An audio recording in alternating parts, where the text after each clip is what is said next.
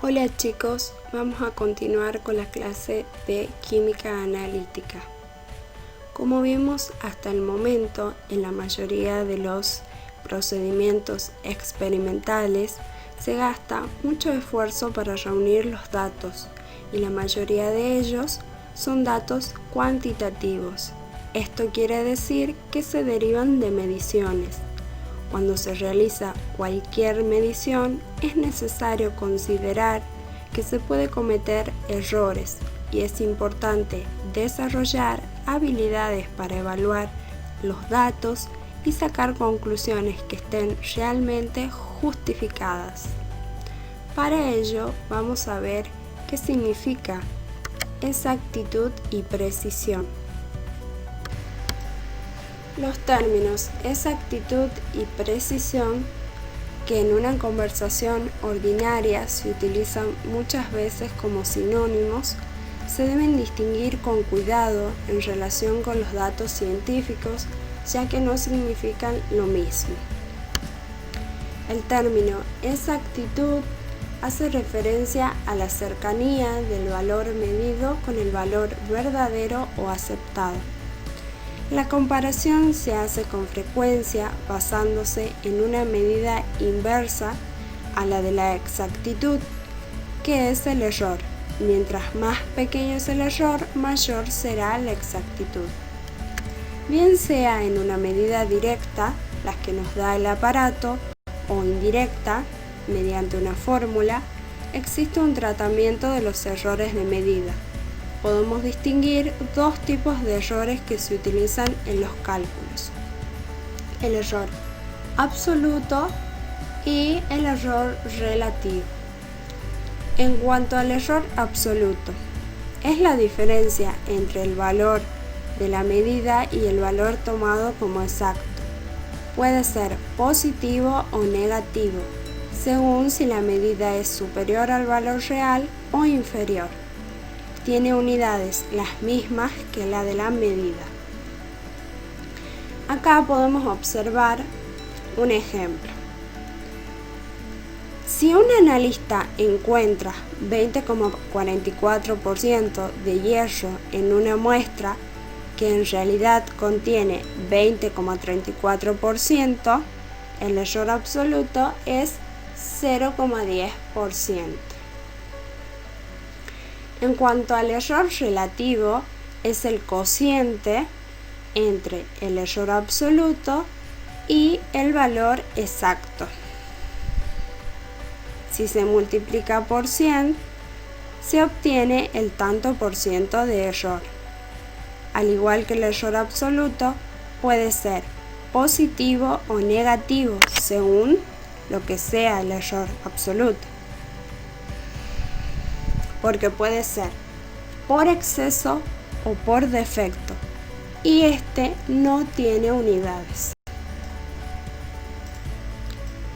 En cuanto al término de precisión, es la cercanía de un resultado a otros obtenidos en exactamente la misma forma. Lo vemos aplicado en un ejemplo. Varias flechas son disparadas hacia un objetivo. La exactitud describe la proximidad de esas flechas al centro del objetivo. Las flechas que impactaron más cerca del centro se consideran más exactas. Cuanto más cerca están las medidas a un valor aceptado, más exacto es un sistema. En cambio, la precisión es el tamaño del grupo de las flechas. Cuanto más cercanas estén entre sí las flechas que impactaron al objetivo, más preciso será el sistema. Hay que notar que el hecho de que las flechas estén muy cercanas entre sí es independiente al hecho de que esté en el centro del objetivo. Se podría resumir que la exactitud es el grado de veracidad, mientras que la precisión es el grado de reproductibilidad.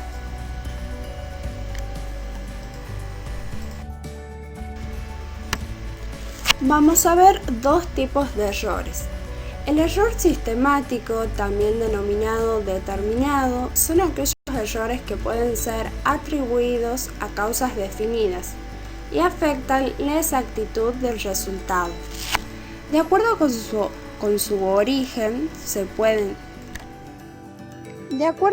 origen, tienen lugar debido a el método de análisis que refleja las propiedades de los sistemas químicos involucrados, al trabajo que realiza el operador, al fallo de los aparatos de medición que no le permiten funcionar de acuerdo a los estándares requeridos.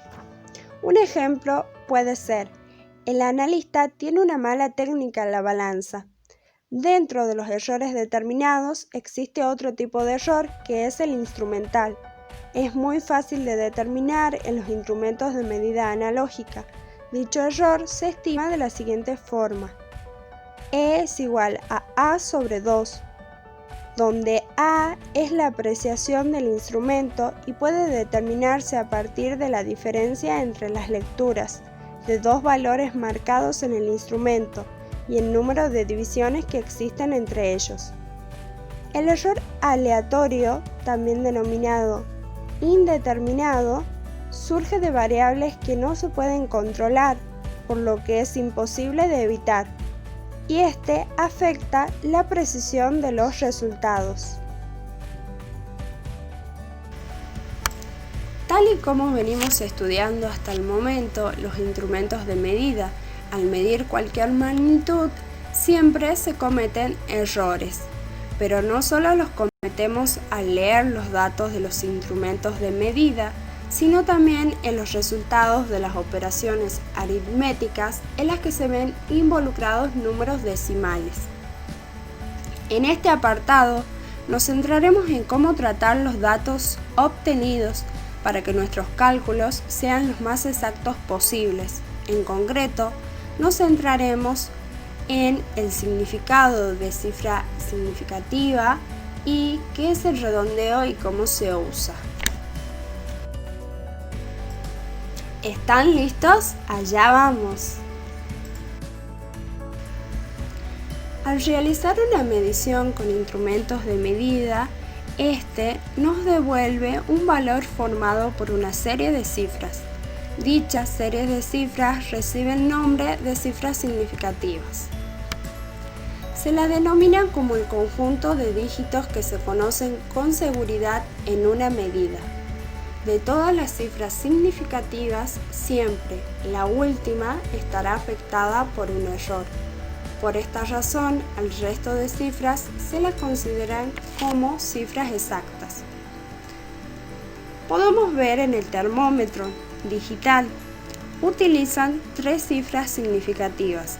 Las dos primeras son cifras exactas y la última es una cifra significativa afectada por error, ya que probablemente la temperatura real estará formada por infinitos decimales, imposibles de representar. Ahora vamos a ver las reglas para determinar las cifras significativas. Cualquier cifra distinta de 0 se considera significativa. Por ejemplo, 154 tiene tres cifras significativas. Se consideran cifras significativas los ceros situados al comienzo de un número, incluidos aquellos situados a la derecha de la coma decimal, hasta llegar a un dígito distinto de 0. Por ejemplo, 2005,20 tiene 6 cifras significativas.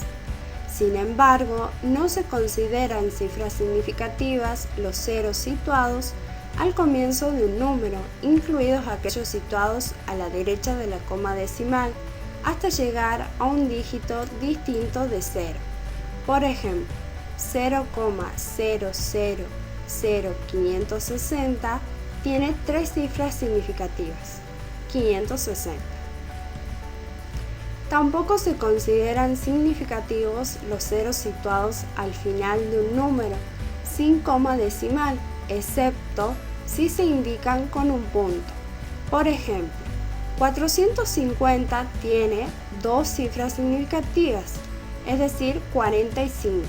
Sin embargo, 450, especificado con un punto, tiene 3 cifras significativas.